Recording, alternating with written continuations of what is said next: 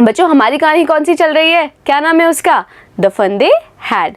और आज है इस कहानी का आखिरी भाग। तो मैं उम्मीद कर रही हूँ आपसे सारे आपने जो पहले के भाग हैं वो अच्छे से पढ़ लिए हैं, अच्छे से बातें समझ ली हैं, जो नए शब्द आए थे उनको भी याद कर लिया है। क्यों? क्योंकि भाई यही तो सबसे ज़रूरी चीज़ें हैं इंग्लिश में, है कि नहीं? तो चलो अभी तक की पहले कहानी याद करें कि क्या क्या हुआ कहानी में, हमने अभी तक क्या क्या पढ़ा। अभी तक हमने ये जाना कि जो मार्गी और टॉमी हैं ये बच्चे कैसे हैं। ये भविष्य के जो कौन सा सन बच्चों, 2157 है ना, वहाँ पे रहते हैं। इतनी दूर की, इतने सालों बाद की बात हो रही है। अभी क्या चल रहा है? 2020, 2157 की बात चल रही है ना। और क्या क्या हुआ? मार्गी और टॉमी को एक असली किताब मिली। उनको ये किताब बहुत ज़्यादा अजीब लगी। क्यों? क्योंकि ये किताब कैसी थी भाई, उस पे जो शब्द लिखे थे वो वहीं पर रहते थे, वो हिलते डुलते नहीं थे जैसा कि मार्गी और टॉमी को आदत थी। और क्या क्या हमने जाना? हमने ये जाना कि मार्गी को स्कूल से बड़ी नफरत थी, उसको बिल्कुल पसंद नहीं था उसका स्कूल। और उसको इसलिए ये किताब और भी अजीब लगी क्योंकि इस किताब में स्कूल के बारे में ही लिखा गया है। अब जब वो किताब पढ़ रहे थे तब क्या हुआ भाई, मार्गी की मम्मी ने आवाज़ दे दी कि भाई चलो तुम्हारा स्कूल का वक्त हो गया है। मार्गी की इच्छा तो थी नहीं स्कूल जाने की, वो क्या चाहती थी कि वो इस किताब को और पढ़े। तो इसलिए उसने टॉमी से पूछा कि क्या मैं स्कूल के बाद में तुम्हारे साथ ये किताब पढ़ सकती हूँ। टॉमी ने हाँ बोला या ना बोला? भाई ये जानने के लिए क्या करना पड़ेगा बच्चों, हमें शुरू करनी पड़ेगी इसी कहानी की इस आखिरी भाग की शुरुआत। चलो करें। Maybe, he said nonchalantly. He walked away whistling, the dusty old book tucked beneath his arm. तो बच्चों जो शब्द आपने अभी, हम नया शब्द जो जानेंगे, जो पढ़ेंगे, उसका नाम क्या है? nonchalantly. nonchalantly का मतलब क्या होता है बच्चों?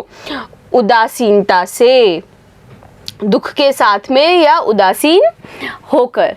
उसने क्या बोला कि हाँ शायद तुम मेरे साथ ये किताब बाद में पढ़ सकती हो। He walked away whistling.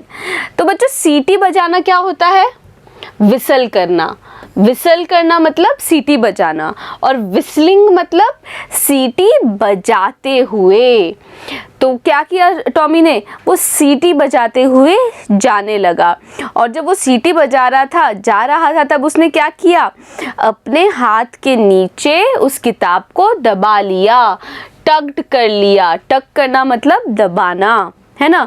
तो उसने उस किताब को अपने हाथ के नीचे दबा लिया। मार्गी went into the school room, और मार्गी अपने स्कूल के उस रूम में चली गई। It was right next to her bedroom and the mechanical teacher was on and waiting for her.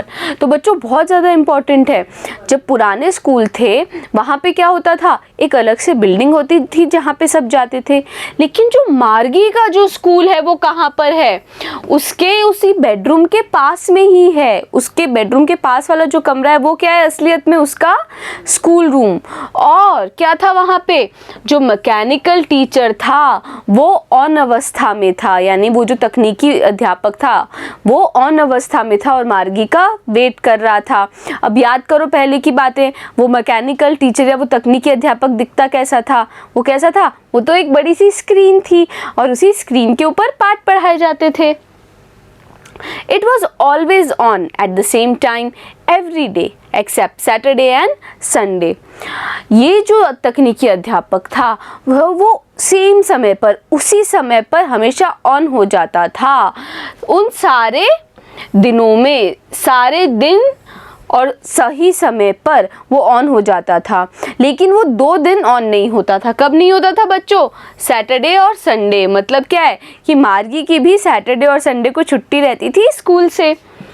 और ऐसा क्यों होता था कि मार्गी को सही वक्त पे, उसी वक्त पर पढ़ने की बात करी जाती थी? क्यों वो पढ़ती थी सही समय पर मैकेनिकल टीचर से, है ना? ये देखें हम क्यों पढ़ती थी। Because her mother said little girls learnt better if they learnt at regular hours. इसलिए ऐसा होता था क्योंकि मार्गी की मम्मी का ये मानना था कि जो छोटी बच्चियां हैं अगर लगातार उस नियमित घंटों के लिए पढ़ेंगी, रेगुलर मतलब नियमित, तो नियमित घंटों के लिए अगर वो पढ़ती हैं तो वो ज़्यादा अच्छे से सीख सकती हैं। The screen was lit up and it said, वो जो स्क्रीन थी वो चमकने लगी, लिट अप यानी कि चमकना। एंड इट सेड, और उसने बोला, today's arithmetic lesson is on. Arithmetic क्या होता है बच्चों? आपका जो अंक गणित होता है ना, वही उसको इंग्लिश में क्या बोलते हैं? अर्थमेटिक। तो आज का जो अर्थमेटिक लेसन है वो किसके बारे में है? भिन्न के जोड़ने के बारे में है। फ्रैक्शंस यानी भिन्न, और उनको किस तरीके से जोड़ा जाता है उसके बारे में है। Please insert yesterday's homework in the proper slot. और क्या बोला वो मैकेनिकल टीचर कि कृपया करके पिछले दिन का जो आपका गृह कार्य है उसको सही खांचे में रख दो। मार्गी did so with a Sai. तो मार्गी ने क्या किया? जैसा उसके मैकेनिकल टीचर ने कहा था, वो जो होमवर्क था वो उसी खांचे में रखा, लेकिन किसके साथ में? एक आह के साथ में, साय के साथ में। थोड़ी सी दुख वाली बात थी, है ना, उस मार्गी को, क्योंकि स्कूल ही नहीं अच्छा लगता।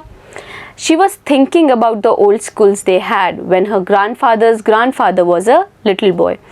तो मार्गी क्या सोच रही थी बच्चों? वो उन पुराने स्कूलों के बारे में सोच रही थी। कब थे वो पुराने स्कूल? जब उसके दादाजी के दादाजी भी एक छोटे बच्चे हुआ करते थे। All the kids from the whole neighborhood came.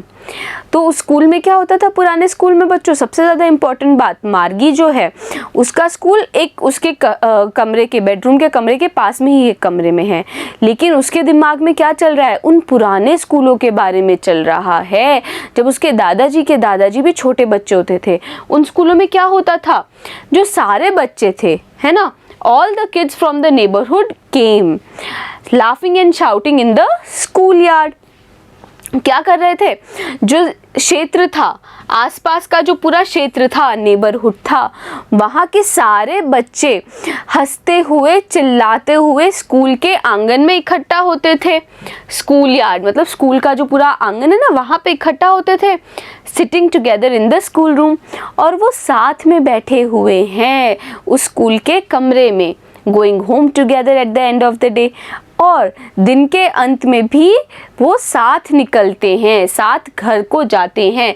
तो ये सारी बातें मार्गी सोच रही थी उन बच्चों के बारे में कि किस तरह वो एक साथ सब मिलके स्कूल जाते थे, एक साथ बैठ के पढ़ाई करते थे, और जब स्कूल का समय ख़त्म हो जाता था तो एक साथ वो घर चले जाते थे। They learned the same things so they could help one another with the homework. वो क्या करते थे बच्चे? वो सब बच्चे एक सेम चीज़ सीखते थे, है ना। और क्यों सीखते थे बच्चों? ताकि जब भी कोई गृह कार्य मिले तब वो उसमें एक दूसरे की मदद कर पाएँ एंड टॉक अबाउट इट। और सिर्फ मदद कर पाए नहीं, उसके बारे में बात भी कर पाएँ। And the teachers were people. और सबसे बड़ी बात कि वो जो अध्यापक थे वो कैसे थे? इंसान थे, पीपल थे, यानी कि इंसान थे। The mechanical teacher was flashing on the screen. When we add fractions half and 1/4, क्या बोल रहा है? और जब ये सारी बातें हमारी मार्गी सोच रही थी तब क्या हो रहा था? जो उसका तकनीकी जो शिक्षक था, यानी वो बड़ी सी स्क्रीन थी, वहाँ पे वो चमक रहा था कुछ, और वो तकनीकी शिक्षक क्या बोल रहा था? जब हम हाफ और 4 यानी उनको भिन्नों को जोड़ते हैं, मार्गी was thinking about how the kids must have loved it in the old days. तो जब मैकेनिकल टीचर ये सब समझा रहा था तब भी मार्गी क्या सोच रही थी कि किस तरह से पुराने ज़माने में बच्चों को वो स्कूल्स पसंद होते थे और वो कितना ज़्यादा मज़ा करते थे उस स्कूल में। अच्छी सी कहानी थी, हमने अच्छे से पढ़ा है बच्चों, एक एक हमने सेंटेंस को पढ़ा, एक एक वाक्य को पढ़ा, उसमें आने वाले जो डिफ़िकल्ट शब्द हैं उनके मतलब जाने।